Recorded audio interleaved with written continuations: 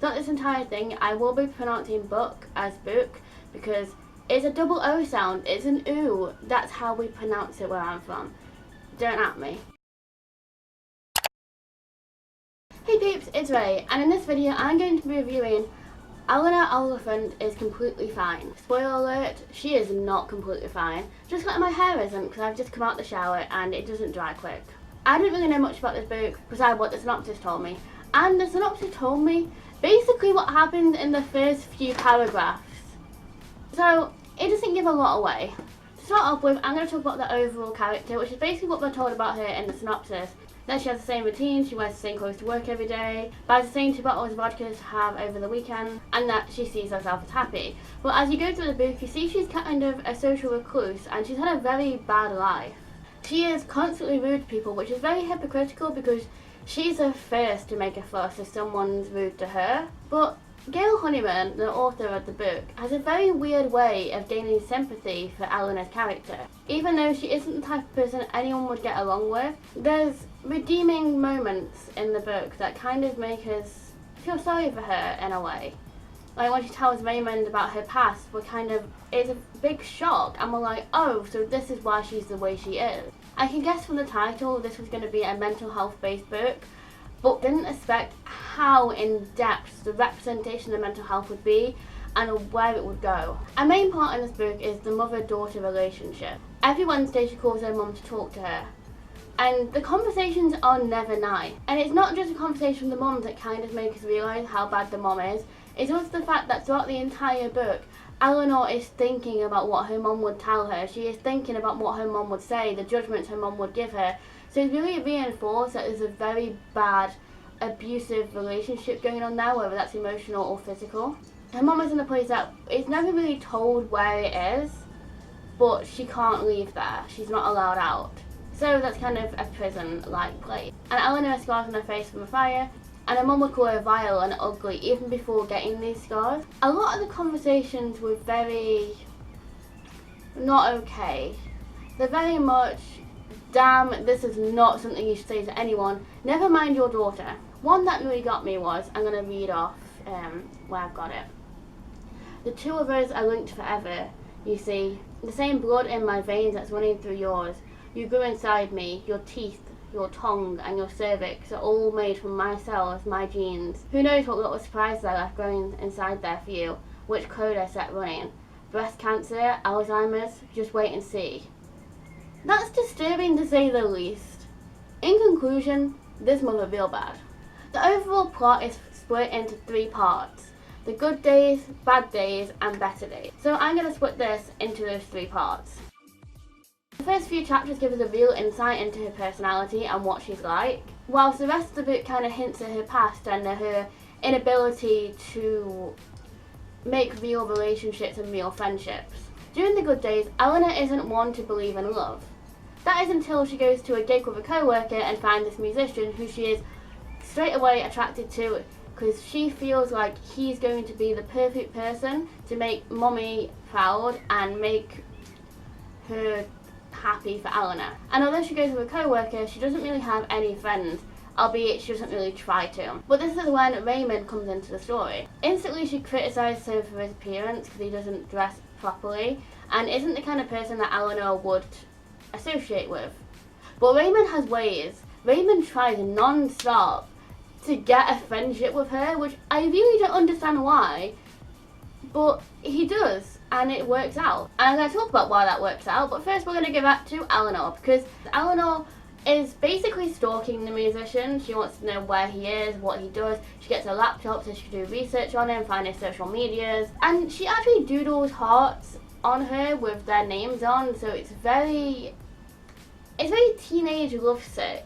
And it's weird because Eleanor's meant to be a 30-year-old, so you can kind of see an imbalance there of the fact that she never got to do this, she never had this kind of crush, and she's kind of all absorbed into it and obsessed with finding out everything about this guy and trying to get with this guy. Around this time, an old guy called Sammy falls over and knocks his head on the pavement. Eleanor doesn't want anything to do with him, assuming that he's drunk, but Raymond convinces them to help the guy out, which is good because apparently the guy wasn't drunk. He had a serious medical condition and he could have died. So they help him out, and at this point we're kind of teased about Eleanor's past because she refuses to call an ambulance. She doesn't feel okay calling an ambulance, so she gets Raymond to do it. But we're never told why she didn't want to call them. She just said she felt fear and panic at the idea of calling an ambulance. We find out that she was actually taken into care at a very young age, and she's been living in the apartment she lives in now since university. And this is also when she had her first long-term relationship, and her only relationship. And oh boy, her casual mentions of abuse, like, it took me by surprise when they first mentioned it. I tried to remember the nicest gift I'd ever received. Alarmingly, Declan came into my mind, my first and only boyfriend. I recalled an accident when, on seeing a single birthday card I received one year, he claimed I deliberately hadn't told him the date of my birthday. For my 21st birthday gift, he therefore punched me in the kidneys, kicked me as I lay on the floor, and then gave me a black eye when I came round for withholding information. Wait, what now? As if this guy couldn't get any worse. But he does. He fractured 12 bones in all. He stayed out some nights and told me about the woman he'd been with. And it becomes even more apparent at this point why Eleanor has been alone for so long and why she doesn't want to trust people and get into certain social groups. Actually, it really is better than being punched in the face or raped. I think what I love most about Honeyman is how she tackles these big subjects, and even how she gets the other characters to respond to this. Because Raymond says, you do know those aren't your only two options. There are guys out there who aren't like Declan. And as someone who's been through an abusive relationship myself, although not as bad as Eleanor has had it, it's nice to see an author tackling it right and giving out good advice and telling them this isn't how it should be, this isn't what a relationship should be, this isn't what you should go in expecting. Taking a step back and going back into the storyline, Raymond and Eleanor are going out a lot more now. Eleanor decides that she's going to go out to drink with Raymond so she can get practice when her and the musician begin going on dates. At the same time, she begins stalking the musician further, even finding out his address and managing to get into the building he lives in, because he lives in a building block, and she just walks on in. Eleanor and Raymond visit the old guy Sammy, and they get invited to a party that he's throwing as a thank you. And this is where Raymond and Eleanor do get a lot closer. They go to these events together, Sammy's birthday party, and then they get invited to another family event from Sammy. And they also start exchanging emails and meeting at lunchtimes. It's actually quite a wholesome friendship. Sammy does eventually die in this, and Eleanor gets drunk at the funeral. She gets smashed. And Raymond takes her home, and they watch movies together, and he kind of just is there for her because he knows this is a hard time and something that's hard to deal with. He asks about her scars, and it gets discovered that it was actually from a fire, and the fire wasn't accidental, it was arson. But Eleanor doesn't want to disclose anymore, and Raymond's fine with that, and they end by saying, we're pals now, right? And this is Eleanor's first ever friend. And I'm really glad they went through the friend route rather than the romance route, which I thought is what they were going to do. I thought they were going to romanticize Raymond helping Eleanor, but Honeyman doesn't do that. She really shows how important friendships are. After this, Eleanor decides to go and see the musician again. During the whole story, she's been changing her appearance to make herself look better for the musician, buying new clothes for when they eventually go on dates, getting a professional haircut, doing makeup, nails, whatever you think, she's done it. And now she's going to see the musician. And this is when the bad days start.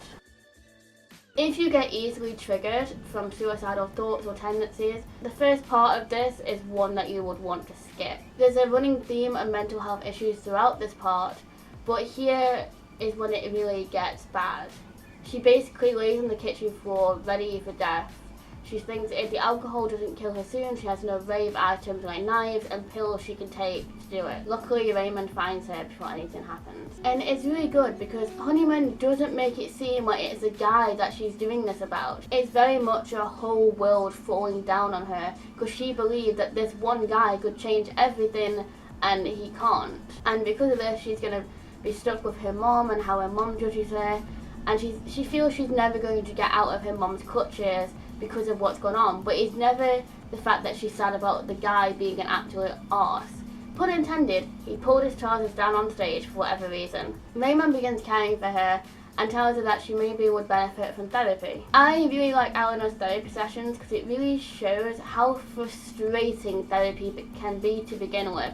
It's not all easy from the start. She gets angry a lot, she cries a lot, the session ends before she can even talk about everything she wants to talk about, and these are the real realities of what it is to go through therapy. But it also shows the benefits of therapy and her slowly getting better the more sessions she goes to. The book shows us that rather than romance and a guy will fix everything like most books do, what helps is real friendships and getting professional help. And mental health can't be fixed that easily. This is when we go on to the better days. And the chapter starts with her cutting contact with her mom entirely. She phones her mom and she says, "I don't want to talk to you anymore." In the final part of the book, Eleanor comes to terms with the fact that she had a sister, Marina, who died in the fire. She meets up with Raymond and wants to find out what really happened with her mom and why she was put into care and why her mom is away. She finds articles from the fire and it's discovered that her mom was dead the entire time. Her mom died in the fire. What had happened was her mom had started the fire to kill Eleanor and Marina, but only managed to kill herself and Marina. Eleanor was the only survivor. The reveal was a shock to me. I read the article title because it showed the actual article. I read that a number of times before being like, yeah, she is dead. What? Eleanor never had contact with her mom throughout the entire book. The phone calls were a fabrication of her imagination. And it kind of makes sense why the phone calls were so bad and why her mom consistently said horrible things to her over the phone. Because this is the image of her mother that Eleanor knows so well. She doesn't know what it is to have a nice, caring mom, and this is the only reality she has. It also made sense why she couldn't just cut contact. It was mental, not physical contact that she had. And it explains the constant drinking to distract herself from her mom's voice, because her mom is always there. And it's more the fact that she created this mother figure, this new mom, to not have to think about the fire and Marina. If her mom was somehow still alive, then everything was okay. The perfect part of this book is that it shows how trauma from a young age can really impact on an individual's future relationships, and it shows how seriously mental health should be taken. I would recommend this book. Rach Kane out.